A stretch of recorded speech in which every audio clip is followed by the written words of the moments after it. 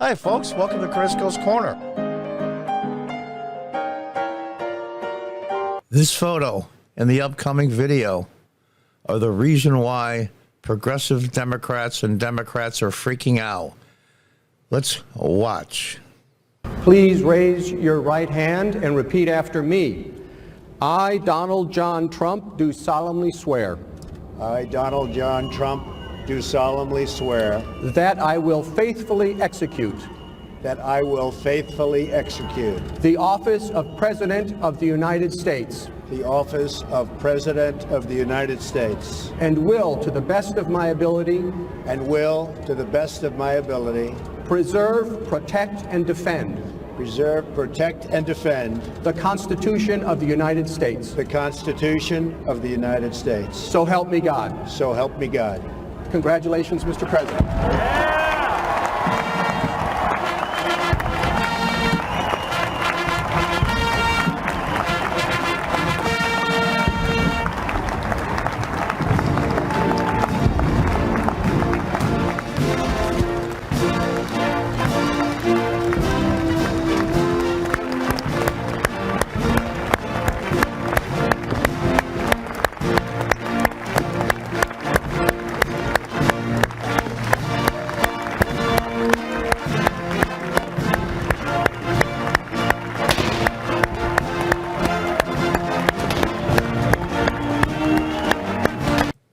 That's what's keeping the Democrats up at night, literally. Now let's see why. This might be a repeat. The second president ever in the history of the country to have two terms non-consecutive. Folks, this is all about numbers. As we all know, to win the presidency, you must get 270 or more electoral votes.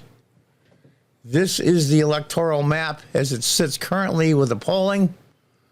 And as you can see, this is not a best case scenario for the Republicans and Trump.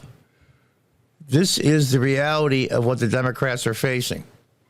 And they're thinking that inaugural swearing in ceremony will be a repeat. It's like Yogi Berra saying, it's like deja vu all over again. This is a realistic assessment of right now where Donald Trump and Joe Biden sit.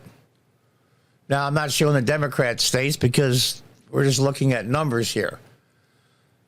268. I don't think it's outrageous to say that Nevada and Arizona will go to Trump and the Republicans. There's nothing in here that's pie in the eye thinking. Virginia is gone. Illinois is gone. The West Coast is gone. The whole Northeast is gone, except for maybe Pennsylvania. Trump needs two in this scenario to win the presidency, which means he'll never get Colorado or New Mexico or Virginia. Let's be realistic. So all he needs is either Minnesota, Wisconsin, Michigan, or Pennsylvania. He only needs two electoral votes in this scenario. Only needs one out of 4 states. Wisconsin is very doable. Very doable. Pennsylvania right now is neck and neck, and I don't know why, but they are. And all the polling basically shows Trump and Biden tied in Pennsylvania. That's between the bizarre election with Fetterman and everything else. And I live right above the Pennsylvania border.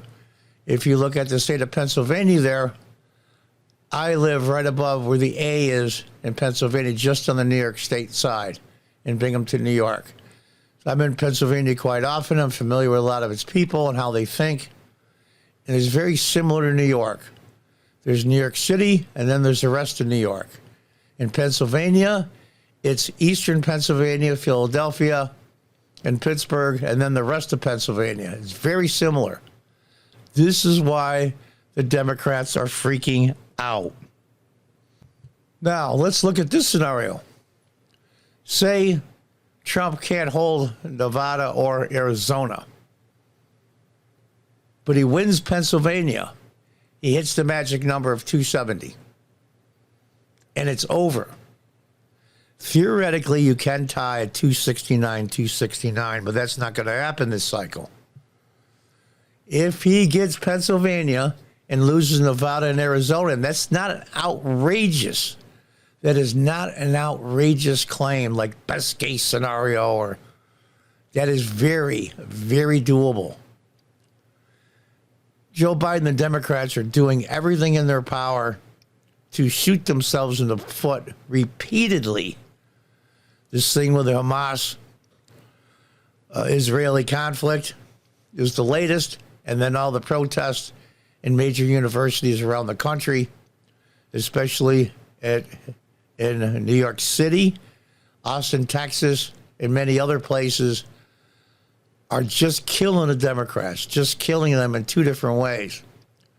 The average American sees the lawlessness and the anti-Semitism of these young progressive Democrats, and at the same time, the young progressive Democrats don't like Biden for his at least verbal support of Israel and a few dollars they gave them. Now, they just allocated, I think it was several billion for Israel.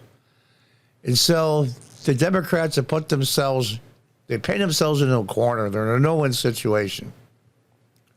They go against Israel, even though they've asked for the prime minister to step down, but at the same time gave them money. And they're trying to play both sides of the street. It's not working.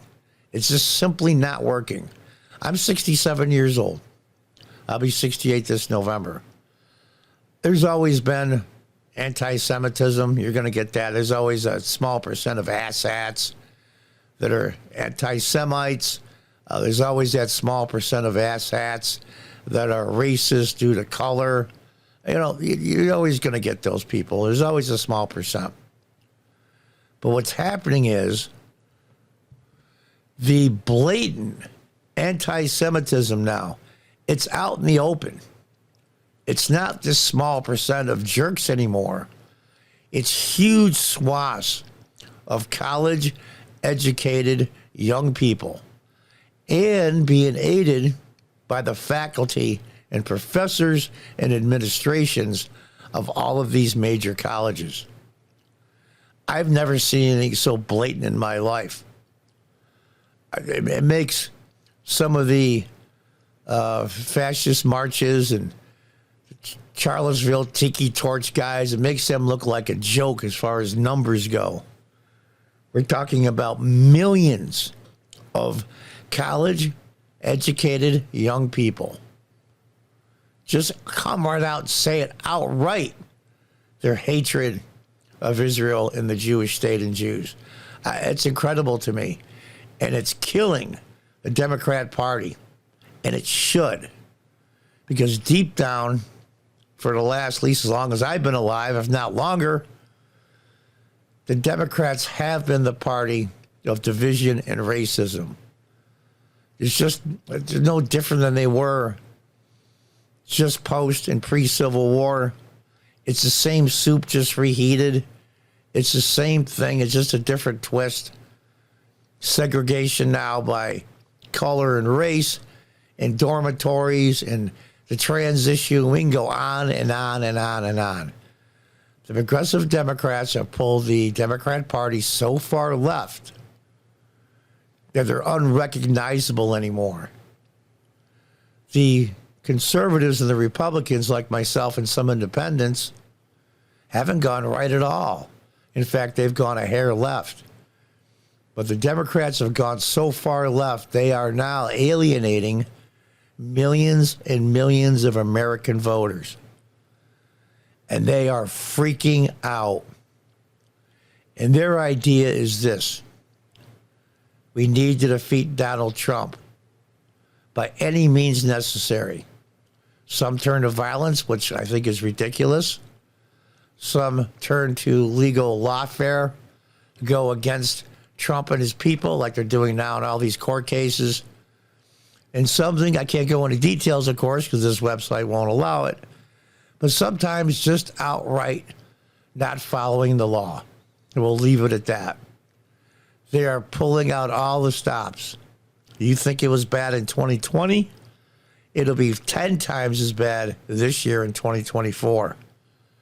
But we'll see if the Republic can hold, if the wall can hold them back, so to speak, as a metaphor, and we can get through this. They are freaking out because they see they're losing, and this map proves it. Donald Trump is on the edge of getting another term as president of the United States. So to finish this video, I want to wish everyone all of God's grace. And we're going to show this swearing in again. And until next time, God bless, goodbye, and good luck. Please raise your right hand and repeat after me.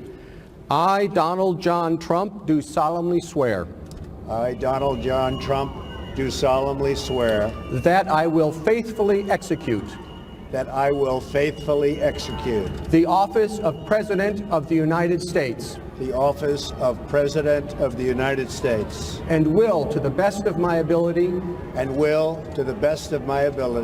preserve, protect, and defend the Constitution of the United States. the Constitution of the United States. So help me God. So help me God. Congratulations, Mr. President.